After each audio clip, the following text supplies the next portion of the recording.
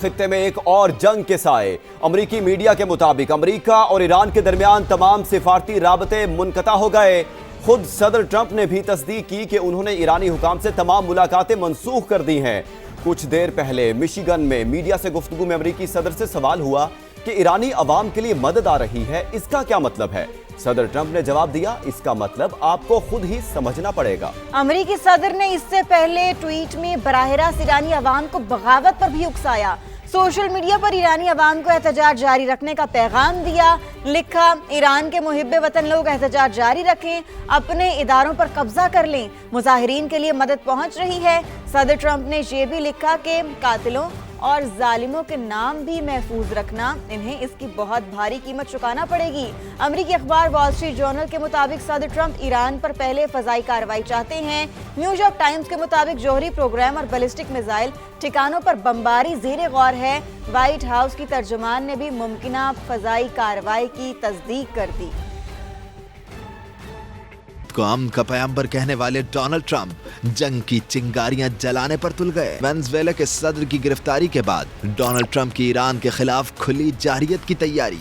अमरीकी अखबार wall street journal के मुताबिक सदर ट्रंप ईरान पर हर सूरत हमले पर बजिद हैं। वो पहले फजाई कार्रवाई चाहते हैं, फिर मुज़ाकरात भी। न्यूयॉर्क टाइम्स का दावा है कि ईरान के जौहरी और बैलिस्टिक मिसाइल प्रोग्राम अमेरिका के अहदाफ में शामिल हैं। साइबर अटैक या दाखिली सिक्योरिटी निजाम पर हमला भी एक ऑप्शन है। व्हाइट हाउस की तर्जुमान कैरोलिन लेविट का कहना है कि सदर ट्रंप ईरान में जारी मुजाहिरों के खिलाफ ईरान पर फजाई हमले समेत मुमकिना इक़दामात पर गौर कर रहे हैं। ट्रंप ने ईरान के खिलाफ मुआशी जंग का आगाज भी कर दिया है। तेहरान के साथ तिजारत करने वाले ममालिक पर 25% टैरिफ आयद करने का ऐलान कर दिया, जो फौरी नाफिज होगा।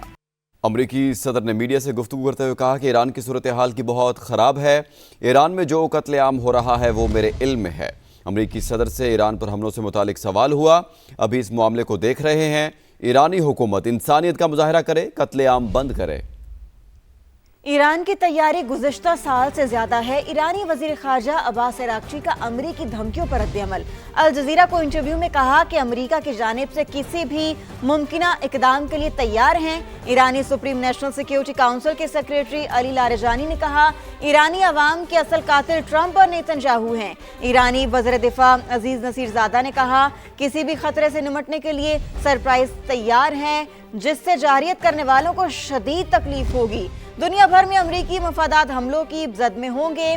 सहूलतकारी करने वाले मुल्क को भी माफ नहीं किया जाएगा। ईरानी army chief major general Amir Hatami ने कहा कि मुस्तकबिल के खतरात के लिए खुद को तैयार कर लिया है। आज ईरान इसराइल के साथ जंग से पहले के मुकाबले में ज्यादा मजबूत है। आलमी बरादरी की तशवीश एक तरफ, अमरीका ने कतर में नया एयर डिफेंस कोऑर्डिनेशन सेल खोल दिया। अल उदैद एयरबेस पर फजाई और मिसाइल दिफा में हम आहंगी पैदा करने के लिए नए मरकज का इफ्तिताह किया गया है। कमांडर सेंटकॉम के मुताबिक नया मरकज फजाई दिफा के हवाले से अमरीकी ताउन में अहम पेशरफ्त है। एडमिरल ब्रैड कूपर ने बताया कि कतर की इस तंसीब में इस वक्त 17 ममालिक फाल हैं।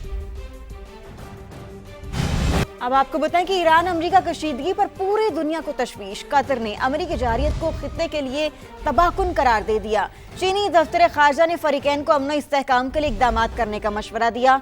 जर्मन चांसलर फ्रेडरिक ने बड़ा दावा कर दिया, कहा ईरानी हुकूमत के दिन गिने जा चुके हैं। यूरोपीय पार्लियामेंट में ईरानी सिफारतकारों के दाखिले पर भी पाबंदी लगा दी गई। अक़वाम मुत्तहिदा ने ईरानी मुजाहिरीन को सजाएं सुनाने पर तशवीश का इजहार कर दिया।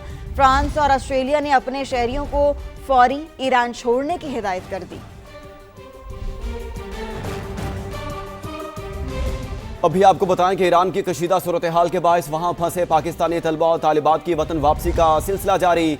जंजान मेडिकल यूनिवर्सिटी और अल मुस्तफ़ा यूनिवर्सिटी से एक और ग्रुप गवादर पहुंच गया, जिनमें 27 तलबा और 24 तालिबात शामिल हैं। अब तक 131 तलबा और 150 से ज्यादा ज़ायरीन अहले खाना समेत वतन वापस पहुंच चुके हैं। जंजान यूनिवर्सिटी में अब भी 40 से ज्यादा पाकिस्तानी तलबा मौजूद हैं, जिनमें अक्सरियत तालिबात की है।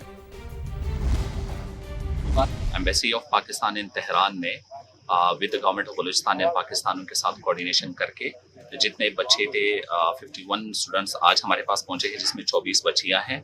लड़कियां और 27 बॉयज़ हैं। उन सबको इमिग्रेशन का सारा प्रोसेस कंप्लीट करके हम गवादर पहुंचा चुके हैं। इनको हमने रिहाइश भी दे दी है, इनके खाने का भी बंदोबस्त कर लिया है, कुक फूड का। जैसे ही ईरान में हालात खराब हुए तो हमारी एम्बेसी ने हमारे साथ सबसे पहले रब्ता किया। उन्होंने हमसे फॉर्म्स फिल करवाए और जल्द से जल्द ऐसा मनसूबा बनाया कि हम सेफली पाकिस्तान पहुंच जाएं।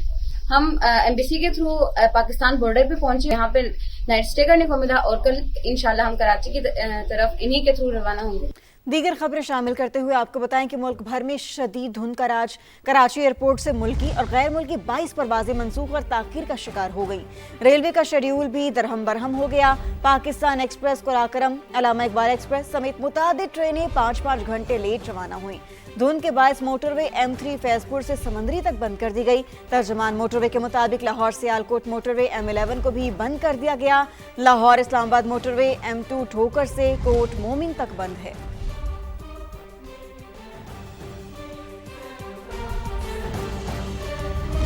गुजरात और गिरदनवाह में भी शदीद धुंध, हद निगाह सिफर। खारियां के नजदीक 2 कारें आपस में टकरा गईं। हादसे में 7 अफराद शदीद जख्मी हो गए। मजीद जानते हैं जुल्फकार हैदर से। जी जुल्फकार, बताइएगा।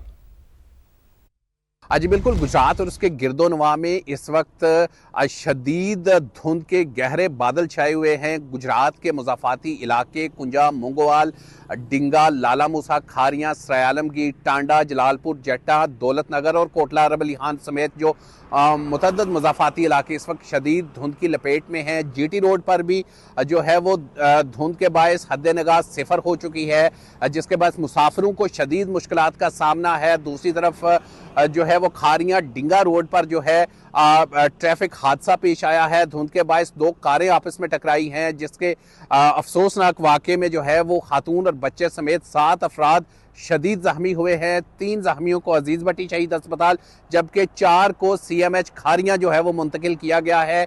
4 जख्मियों की हालत इंतहाई तशवीशनाक बताई जा रही है। दूसरी तरफ हाईवेज पुलिस ने जो है हदायत जारी की है कि शहरी गैर ज़रूरी सफ़र से गुरेज करें और सफ़र के दौरान एमरजेंसी लाइट्स और फोग लाइट्स का इस्तेमाल यकीनी बनाएं। ठीक है, शुक्रिया, आपने अपडेट किया। उधर जफरवाल और गिरदोनवा में धुंध ने निज़ाम ज़िंदगी मफलूज कर दिया। ट्रैफिक की रवानी बुरी तरह मुतासर है। मजीद जानते हैं अली रजा से। जी अली, अपडेट कीजिएगा। जी बिल्कुल, जफरवाल शहर और इसके गिरदोनवा में शदीद धुंध ने मामलाते जिंदगी को बुरी तरह मुतासर कर दिया है। धुंध के बायस हद निगाह निहायत कम रिकॉर्ड की जा रही है, जिससे शहरियों को शदीद मुश्किलात का सामना है। शहर को मिलाने वाली छोटी बड़ी तमाम सड़कें बिलखसूस शकड़गढ़, नारोवाल और सियालकोट रोड पर ट्रैफिक की रवानी सुस्त रवि का शिकार है। गली मोहल्लों में हर जगह धुंध का राज है। मोटरसाइकिल सवारों और गाड़ी चलाने वालों को आमदरफ्त में दुश्वारी पेश आ रही है। ट्रैफिक पुलिस की जानिब से शहरियों को हदायत की जा रही है कि वो गैर जरूरी सफर से गुरेज करें। हाफिजाबाद में कई रोज से धुंध का राज, हद निगाह इंतहाई कम होने की वजह से मरकजी शाहराहें सुनसान हैं। मजीद जानते हैं इम्तियाज अहमद ताज से। जी Imtiaz.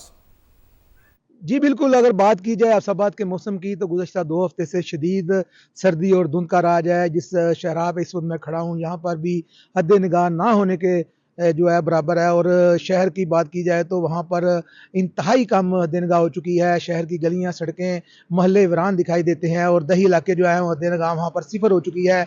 Main Sargodha road, Faisalabad road, Gujranwala road जो है वहाँ पर ट्रैफिक की रवानी शदीद मुतासर है, जिससे ड्राइवर हजरात जो हैं वो भी परेशान दिखाई देते हैं। रेस्क्यू और ज़िली इंतज़ामी की जानिब से शहरियों को गैर ज़रूरी सफ़र से गुरेज करने के लिए भी कहा जा रहा है और फोग लाइट का इस्तेमाल करने के लिए भी कहा जा रहा है। अमरीकी सदर ने मीडिया से गुफ्तगू करते हुए कहा कि ईरान की सूरत हाल की बहुत ख़राब है। ईरान में जो कत्लेआम हो रहा है वो मेरे इल्म में है। अमरीकी सदर से ईरान पर हमलों से मुतालिक सवाल हुआ। अभी इस मामले को देख रहे हैं। ईरानी हुकूमत इंसानियत का मुजाहरा करे, कत्लेआम बंद करे।